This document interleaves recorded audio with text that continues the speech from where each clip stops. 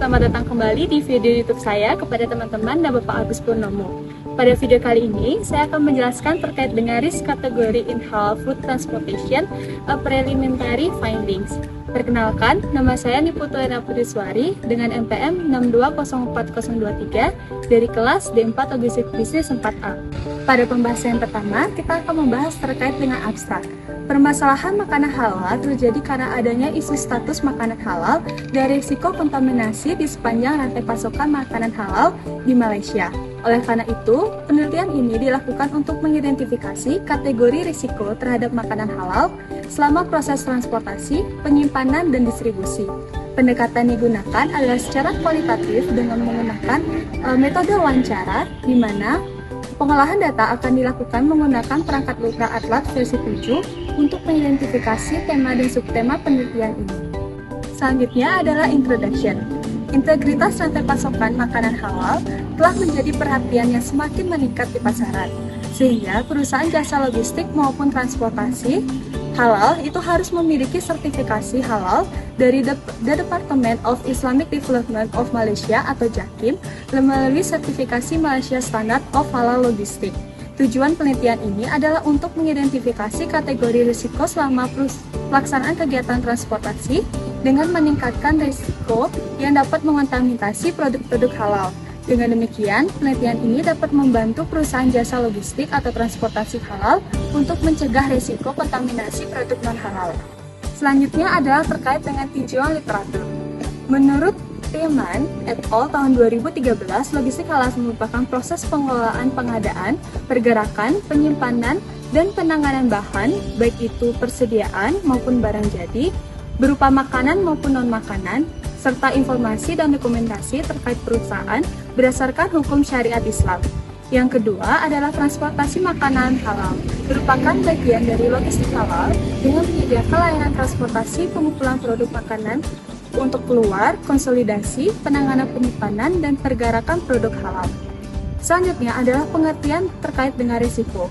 Menurut Forum tahun 2016, risiko didefinisikan sebagai kerusakan, cedera, tanggung jawab, kehilangan, atau kejadian negatif lainnya yang disebabkan oleh faktor internal maupun eksternal. Dan terakhir, dalam perspektif Islam, makanan halal dalam tahapan transportasi harus dipisahkan secara fisik dari unsur non-halal yang dianggap najis dalam hukum Islam. Selanjutnya adalah metodologi penelitian. Pada penelitian ini digunakan pendekatan kualitatif, yaitu pendekatan yang digunakan untuk memungkinkan eksplorasi subjek dengan penelitian sebelumnya yang terbatas. Selain itu juga dalam penelitian ini digunakan prosedur wawancara, yaitu merupakan suatu alat yang efektif untuk memperoleh pemahaman dan informasi yang layak atau banyak terkait dengan fenomena baru di suatu wilayah. Dalam penelitian ini terbagi dalam dua kategori metodologi penelitian. Yang pertama adalah pengumpulan data, yaitu menggunakan perspektif sampling dengan informan yang mempunyai keahlian dalam kegiatan transportasi dan distribusi halal yang diambil, yaitu manajer atau staff manajerial. Yang kedua adalah analisis data. Analisis data ini dilakukan dengan menggunakan pendekatan perangkat lunak kualitatif atlas TI itu untuk mengidentifikasi tema dan subtema data untuk diperoleh kesimpulan. Selanjutnya, hasil dan temuan. Setelah diidentifikasi, ditemukan 5 kategori risiko terhadap transportasi makanan halal. Yang pertama adalah risiko keterlambatan yang biasanya disebabkan oleh penanganan yang berlebihan saat ekspor impor maupun kemacetan. Yang kedua adalah risiko operasional, merupakan risiko yang berkaitan dengan kebutuhan aset khusus operasi halal, pelatihan staf, peningkatan kapasitas, serta ketidaklayakan saat pelaksanaan loading dan unloading barang. Yang ketiga adalah risiko bencana alam yang biasanya disebabkan oleh bahan kimia, fisika, biologis, dan juga bencana alam. Yang keempat adalah risiko adopsi teknologi, yang biasanya risiko ini disebabkan oleh kekurangan perusahaan dalam penggunaan investasi teknologi seperti GPS ataupun teknologi-teknologi lainnya. Dan yang terakhir adalah risiko integritas halal, yaitu risiko yang disebabkan kurangnya integritas antara operasi logistik, operasi retail, pengetahuan, serta kesiapan dan perilaku dalam pelaksanaan aktivitas logistik halal. Selanjutnya ada diskusi. Yang pertama terkait dengan risiko keterlambatan, di mana keterlambatan ini biasanya terjadi di pelabuhan. Keterlambatan tersebut akan mempengaruhi keseluruhan rantai pasokan makanan halal, sehingga adanya lead time tersebut akan meningkatkan risiko kontaminasi terhadap produk non-halal. Yang kedua adalah risiko operasional. Hal ini berkaitan dengan kurangnya infrastruktur dan petugas yang dapat menangani transaksi rantai pasokan halal. Peralatan, gudang, kontainer, dan fasilitas lainnya harus dipisahkan dan ditangani oleh staf khusus serta menjamin bahwa produk tersebut tidak tercampur. Yang ketiga ada resiko bencana alam, di mana resiko ini menyebabkan adanya penundaan pengiriman yang juga dapat meningkatkan kontaminasi terhadap produk non-halal. Yang keempat ada resiko adopsi teknologi, yaitu resiko yang disebabkan adanya kekurangan investasi teknologi seperti RFID, barcode, GSM atau teknologi server lainnya yang dapat digunakan untuk menelusuri produk non-halal ataupun produk halal untuk mengidentifikasi adanya kontaminasi produk-produk tersebut.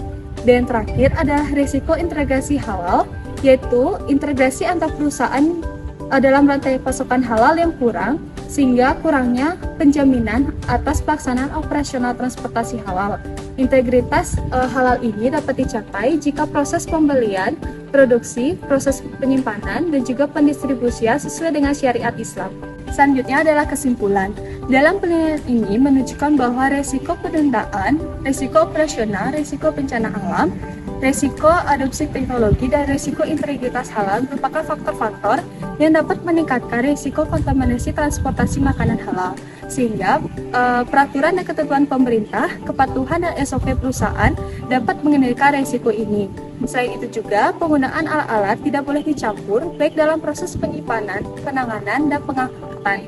Selain itu juga, perlu kesiapan integritas dan investasi teknologi yang baik untuk perusahaan-perusahaan transportasi halal. Ini opini atau pendapat dari saya terkait dengan penelitian ini, yaitu penelitian ini sangat membantu perusahaan logistik maupun transportasi halal untuk menghindari risiko-risiko kontaminasi atas makanan halal yang dikirimkan dari satu tempat ke tempat lainnya.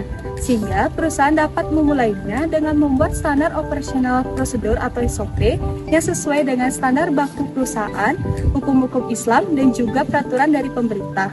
Selain itu juga, perusahaan dapat mempersiapkan investasi dalam menyediakan pelatihan yang diselenggarakan oleh Halal Development Corporation atau HDC terhadap staf-staf untuk melakukan pengembangan transportasi halal tersebut, serta perusahaan dapat menyiapkan fasilitas atau alat-alat yang baru agar tidak tercampur dengan produk non-halal. Sekian video saya terkait dengan transportasi halal. Semoga video ini dapat membuka wawasan dan ilmu baru terkait dengan pelaksanaan logistik halal di dunia. Terima kasih, sampai jumpa.